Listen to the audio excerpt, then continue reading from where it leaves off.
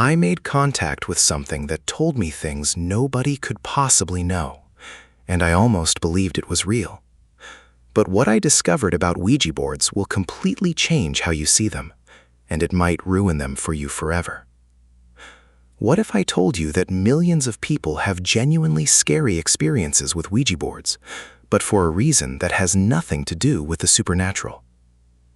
Welcome back to channel. Today, we're diving deep into one of the internet's most requested topics.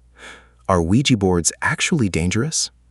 And spoiler alert, the answer might be way more fascinating and way more unsettling than you think. I want to tell you about something that happened to me in college that completely changed my perspective on this. It was about 3 a.m. in my dorm room. My roommate brought home a Ouija board he'd bought at a sketchy antique shop downtown. Now, I've always been skeptical of this stuff. I'm a science person, right? But my roommate insisted we try it. So we did. We started asking it basic questions. Is anyone there? The planchette moved, slowly at first, then faster. And this is where it gets weird. It started spelling out things about our friend Marcus that it shouldn't have known. Embarrassing personal details, secrets we'd never told anyone else. I remember thinking, this is insane. How is this possible? My heart was literally racing. I was convinced something paranormal was happening in that room.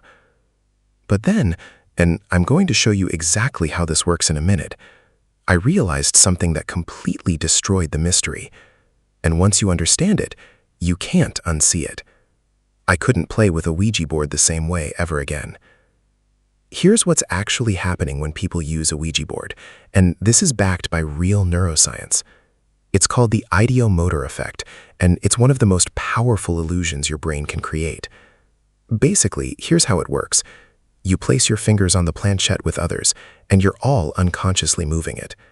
Your brain is reading the board, processing the letters, and before you even realize it, your hands are moving towards them. But here's the catch. Your conscious mind doesn't register that you are moving it. It feels like something else is controlling it. This isn't being faked. It's much stranger than that. You're genuinely not aware you're doing it. Your subconscious mind is in control, and your conscious mind is watching it happen like an outside observer. Scientists have proven this over and over. If you blindfold everyone at a Ouija board and rearrange the letters, the board becomes useless. It stops communicating immediately. Because the planchette needs visual information to work.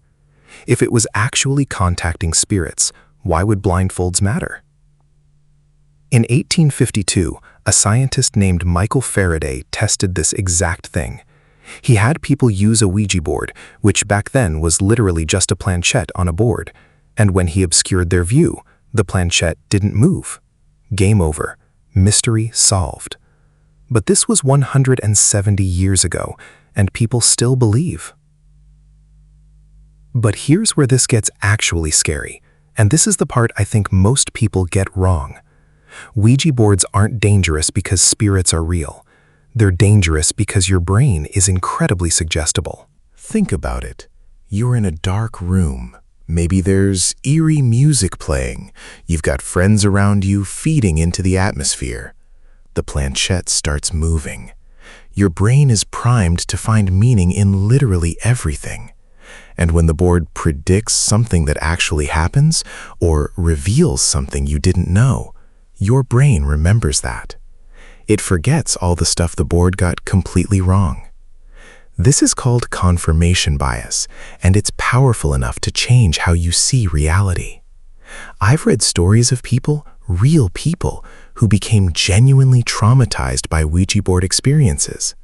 Not because anything supernatural happened, but because they convinced themselves something supernatural happened. And then they started interpreting everything in their life through that lens. There was a teenager who used a board that told him someone in his family would die. Days later, his grandmother had a minor health scare. To him, it confirmed everything. He became obsessed with the board, paranoid. It actually affected his mental health. And here's the thing. If you're already dealing with anxiety, depression, or susceptibility to magical thinking, a Ouija board can genuinely make it worse. Not because of demons, because of your own mind. That's the real danger. And honestly, that's way more fascinating than the supernatural explanation. Quick history lesson. Ouija boards were literally invented as a parlor game in the 1890s. It was marketed like Monopoly, a toy for entertainment. But people were scared. They needed an explanation for why it worked, so they created stories. Ghost stories, demon stories. Stories that sold more boards, by the way, because fear makes people curious. The real story? It's just your brain doing what brains do, finding patterns, creating meaning, and convincing itself it's right. That's actually more impressive than demons, if you think about it. So, are Ouija boards really dangerous? The supernatural part? No, that's not real. But psychological danger? Yeah, especially if you're vulnerable to suggestibility or you're already dealing with mental health stuff. They can reinforce magical thinking in unhealthy ways. My advice? Skip it. Not because of ghosts, because there are better ways to spend an evening that won't potentially mess with your head. Okay, but I want to know, have you ever used a Ouija board? Did you experience something you couldn't explain? Comment below. I read every single comment, and I'm genuinely curious about your stories. And if this video changed how you think about the paranormal, hit that like button. It helps me create more content that breaks down stuff everyone thinks is true, but actually isn't. Subscribe if you haven't already. I post new videos every week where we dive into mysteries and actually solve them with science.